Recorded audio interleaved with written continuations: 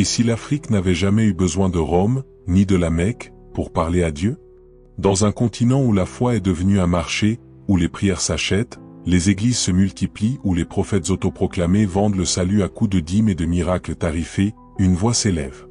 Une voix ancrée, rebelle, enracinée dans les forêts sacrées pour dépoussiérer la mémoire spirituelle africaine.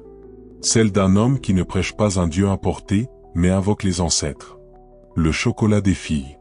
Plus qu'un pseudonyme, c'est un symbole, celui d'un retour à la source, d'une reconquête spirituelle, d'un réveil africain. Face aux dérives religieuses et à la manipulation des fidèles, il ne prêche pas, il démasque. Le ton direct, propos tranchants, discours sans filtre, il ne cherche pas à plaire, mais à réveiller. Et si ce qu'on appelle hérésie, était en réalité un retour à la vérité? Bienvenue Nzianguy Ntutum, plus connu sous le pseudonyme le chocolat des filles. Son surnom fait référence au manguier sauvage utilisé pour produire le chocolat indigène, et non à la séduction comme certains le pensent. Il dénonce des dérives religieuses. Il cible principalement les églises éveillées en Afrique, dénonçant l'exploitation financière, dîmes exagérées, miracles farfelus, les prêtres et pasteurs qui couchent les fidèles dans les églises, et la manipulation psychologique des fidèles. Sa prise de position, ce n'est plus la parole de Dieu qu'il prêche, mais la prospérité personnelle des leaders religieux. Il fait la promotion de la spiritualité africaine. La spiritualité, ce n'est pas du spectacle. Est-ce que vous comprenez? Nyambi, la nature et les ancêtres n'ont jamais été dans le spectacle. La spiritualité, c'est une intimité. Et tout ce que vous voyez là, les pasteurs, tous les pasteurs veulent être sur TikTok, sur Facebook, sur YouTube, ils ont des grands directs. Ce n'est pas la spiritualité, c'est du clientélisme. C'est du commerce. Ce n'est pas de la spiritualité. La spiritualité n'a jamais été dans le spectacle. Est-ce que vous avez déjà vu des francs-maçons prier, on les filme? Regardez les chrétiens, quelqu'un prie, il est dans l'intimité, on filme, on met sur Facebook. C'est pour attirer les clients. Vous avez déjà vu les Illuminati en train de prier? Leurs prières sont secrètes, fermées. Sortez de ces choses-là, sortez de ces aberrations, de ces conneries. Il plaide pour un retour aux traditions spirituelles africaines et l'ancrage des croyances dans la culture africaine. Sa mission, faire comprendre à l'Africain que sa spiritualité ne commence ni à Rome ni à la Mecque, mais chez nos ancêtres.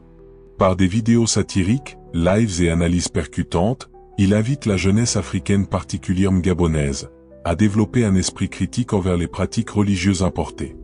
Il incarne une figure de réveil numérique qui valorise la pensée autonome et la liberté spirituelle. Un rayonnement médiatique. Son ton direct, incisif, parfois corrosif. Refuse la langue de bois et choque volontairement pour provoquer la réflexion. Ils divisent les foyers, ils divisent les familles, ils escroquent, ils mentent, ils enseignent les fausses doctrines. Mais quel est l'objectif de ça? C'est un venin. Vous savez, parmi tous les animaux, pourquoi on a beaucoup peur du serpent par rapport au lion? Ils divisent les foyers, ils divisent les familles. La peur que nous manifestons face au serpent, c'est parce que le serpent tue de l'intérieur. C'est pourquoi c'est une image qui est beaucoup plus utilisée dans la Bible. Le serpent tue de l'intérieur. La morsure du serpent n'a pas de problème. Mais le problème, c'est le venin. Quand il te mord, le venin rentre dans ton corps et te tue de l'intérieur. Pour détruire un peuple, total décalé, il faut les tuer de l'intérieur. Mais l'intérieur, c'est quoi? C'est leur spiritualité. Si vous tuez la spiritualité d'un peuple, vous détruisez ce peuple. Est-ce que c'est le cas de notre peuple? Justement, c'est le cas de notre peuple. Sur TikTok, Instagram, Facebook, YouTube, ces vidéos cartonnent, partagées au Gabon et dans d'autres pays africains. Débat télévisé, il a marqué les esprits lors d'une émission, face au père Makala, un prêtre camerounais, où il a brillamment défendu son approche culturelle et spirituelle. Il a mené ce combat non pas pour folkloriser l'animisme, mais pour le réhabiliter en tant que véritable tradition spirituelle longtemps dénigrée par le prisme colonial du christianisme. On est ici au Cameroun. Il y a près de 280 ethnies. 280 ethnies. Dites-moi, dans ces 280 ethnies, qu'est-ce que l'Église catholique peut apporter à un pays riche culturellement en matière de 280 ethnies, qui me donne quelque chose de positif que l'Église catholique peut apporter à ces 280 ethnies, qui n'existaient pas en Afrique? La formation humaine intégrale, c'est-à-dire la formation humaine intégrale. Nous avons des écoles qui forment des Camerounais. Nous avons des collèges qui forment des Camerounais. Et au Cameroun, le top 10 des meilleurs établissements d'enseignement secondaire, lycée, collège, ne sont que des catholiques, messieurs. Ne sont que des catholiques au Cameroun. La meilleure université du Cameroun, c'est l'Université catholique d'Afrique centrale, monsieur. Vous voulez que j'en cite encore? Non, allez-y. Les hôpitaux, les centres de santé. Qu'est-ce que l'Église ne fait pas? D'accord, allons-y. Merci pour cette question et merci pour ce téléspectateur qui nous a rappelé quelque chose. L'Église catholique fait ça pourquoi? Pour Dieu. Que pour Dieu? Il cherche l'argent sur une entreprise. Ah bon? Et c'est une entreprise. Est-ce que les écoles catholiques là sont gratuites? Vous savez combien Est-ce que les hôpitaux... Attendez, l'Église monsieur, catholique donne? mais vous interférez, non? Quand je réponds, vous dites que je suis impoli. Oui, c'est vous qui posez des Mais questions. quand je réponds, vous dites que je suis impoli. L'Église, les établissements catholiques, est-ce que ces établissements-là sont gratuits? C'est de l'argent, ce sont des entreprises. Ce sont des entreprises qui ont compris qu'il faut diversifier leur secteur d'activité. Ils sont venus d'abord avec ce qu'on appelle un secteur précis qui est la vente des produits religieux. Ensuite, ils ont compris, comme tout entrepreneur, qu'il y a des secteurs qui sont vides. Ils ont créé des domaines d'activité stratégiques. Ils ont créé des hôpitaux, ils ont créé des écoles, ils ont créé toutes ces choses. En quoi les écoles que vous créez amènent les gens à la spiritualité? Vous voulez qu'on en parle? Du nombre de personnes qui sont violées dans vos écoles? Vous voulez qu'on en parle? Ah, parlez-en. Donc pour revenir à la question, ça ce sont des bêtises. Venez dire que l'Église catholique forme en matière d'école, mais je vais vous prouver qu'il y a des pays où les protestants forment mieux. Aux États-Unis, vous avez toute une ville qu'on appelle Salt Lake City, qui sont des protestants, qu'on appelle les Mormons, qui forment mieux, qui ont des meilleurs. Mais ça, je vous le dis. Donc ne viens pas avec l'argument de dire on participe à l'éducation de la personne. Mais justement, c'est cette éducation-là, basée sur l'aliénation, basée sur les prières des saints, basée sur toutes ces conneries-là, qu'on a arrivé à manipuler les peuples africains. Vous formez, oui. Et l'Afrique est où en matière de développement? Vous formez, vous avez les meilleures universités. Nous en sommes où en matière de développement? Avec votre formation à 2 balles. Sans maquiller les faits ni les noms, son discours s'est appuyé sur une vérité historique que l'Église, notamment catholique, peine encore à reconnaître pleinement. Ce débat a mis en lumière un malaise plus large, la pauvreté des arguments avancés par certains représentants religieux face à l'éveil des consciences africaines.